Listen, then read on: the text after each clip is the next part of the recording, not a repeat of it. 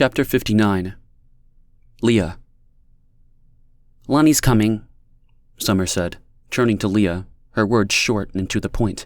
Leah looked up as Lonnie stepped out of the trailer alone. Summer barely looked at Leah, but that was progress for her. She was slowly coming around. Baby steps, but Leah would take it.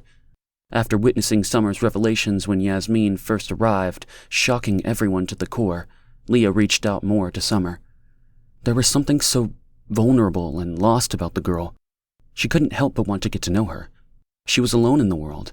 Leah, more than anyone, knew what it was like to be alone, with no family. Well, until she had Adam. Everything changed once she had her son. Was Leah drawn to the young girl with her little dog for that reason? Was it because she reminded Leah a bit of herself? What she did know is she wanted to be in Summer's life. Even if for some crazy break of luck, the world turned back to normal. She wanted to be there for her and her baby. But right now, she had to gain the girl's trust. Baby steps.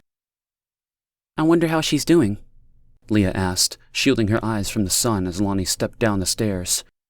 Lonnie or Yasmin? Summer's voice hinted at accusation. It was no secret Summer didn't like Yasmin and Hayden. Not one bit. And she made no qualms about sharing those feelings.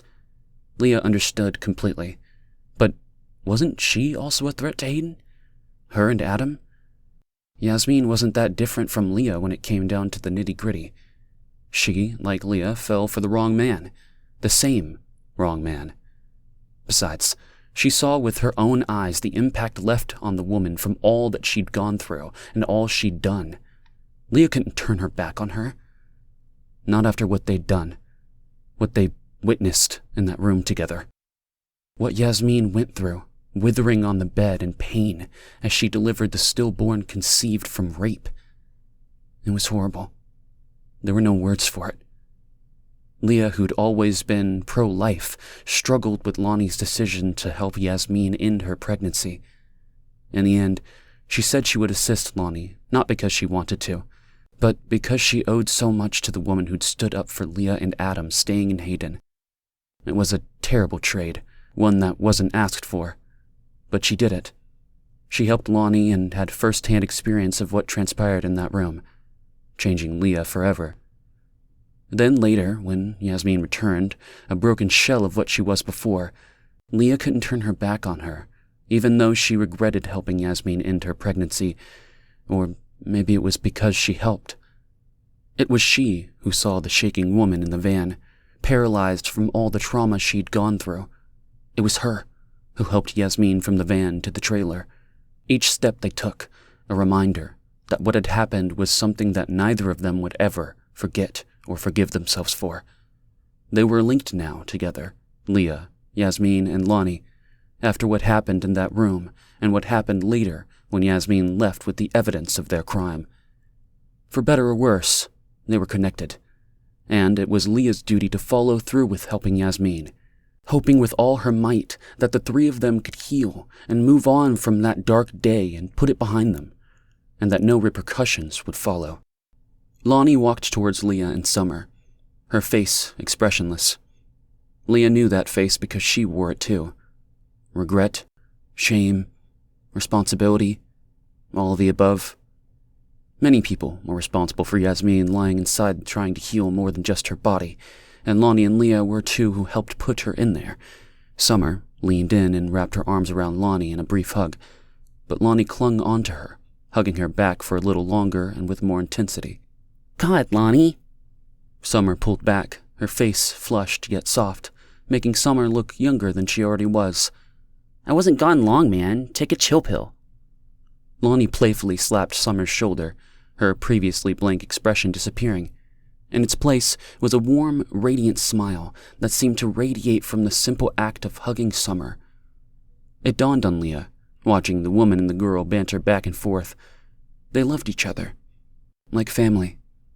In this crazy upside-down world, Leah couldn't even think of the future.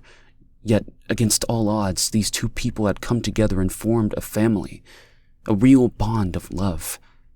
It made Leah shiver and reawakened a longing she had tried to erase from her life long ago. "Gotta go," Summer declared, her face alight. Lonnie squeezed Summer's arm, patting it with affection. "Where are you off to?" she asked. "Think I might grab my fishing rod and take Meggie Muggs down to the lake for a bit. Enjoy this fall weather. Never knew how pretty it could be outside the cities." "So true," Lonnie said. At that moment, the wind picked up and swept over them, tossing their hair into the sky with it. It felt refreshing and smelled of everything autumn. "It might be my favorite time of year now," Summer said, beginning to walk away. She talked without looking at Leah or Lonnie, but waved back at them, moving with ease, each step with a bit of a skip in them, despite the heavy burden of Summer's advancing pregnancy. The girl radiated youth and health and all the benefits that came from being young. They watched Summer go, both unable to express how much the younger girl had grown to mean to them. Summer was clueless about the impact she had made. "How's Yasmin?" Leah said, still watching as Summer disappeared around a bend of trees. "Better. The rest is helping," Lonnie replied. "Good." The two women walked together, allowing Yasmin to be alone. "Is she talking yet?" Lonnie shook her head no. Her brow creased with concern and guilt. "Lonnie?" "Yes," the older woman replied, her hands casually clasped behind her back. "What we did. Malcolm—" Leah stopped in her tracks, unable to hold back all the pent-up emotions just below the surface, waiting to break through. "I know. He will want revenge," Lonnie said, looking up into the clear blue sky. Leah looked up too, amazed at how nature thrived despite the struggles of its people. "I'm afraid something bad is going to happen. I'm afraid for Adam. For all of us." Lonnie nodded. "I feel it too," she said, her voice revealing she knew only too well how cruel life could be. "Have we made a mistake? Taking Yasmin in and helping her?" Leah said in a low voice, hating that she felt the way she did, knowing it was too late to even speculate. Lonnie sighed as though reading Leah's thoughts. "What is done is done." She walked again, eyes scanning every detail and taking in everything that surrounded Hayden. Frowning, she halted once more, nearly causing Leah to collide with her. "Something feels wrong. Missing." Her voice came out heavy, drowning out any other noises in the camp, like the world suddenly went silent. Leah felt a frigid chill engulf her as she slowly turned around, her feet rooted to the ground as she propelled herself in a circle. The trees, the trailers, and all that was in view swirled dizzyingly before her. "Something feels wrong here." Lonnie's voice seemed to come from far away as goosebumps raised up on Leah's arms. She felt it too. Something wasn't right in Hayden. Someone... What was it? What was it that hung in the air, thick and frightening? Then it hit Leah. "Where's Adam?" She turned in circles, eyes aimlessly scanning the campground. "Where's Adam?" Her voice becoming more urgent as her feet jump into action, running towards the sand pit Adam had been playing in. That was it.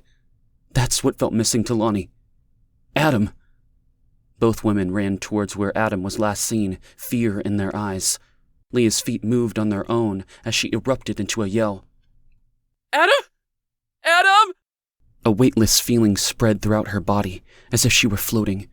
The sun disappeared behind dark storm clouds as she came to an abrupt stop. Lonnie's footsteps were right behind her. The air grew heavy with the scent of rain, and she could feel the energy crackling in the atmosphere. She turned to face Lonnie, their eyes meeting in silent understanding. The sandbox was empty, except for the orange toy truck lying abandoned in the sand.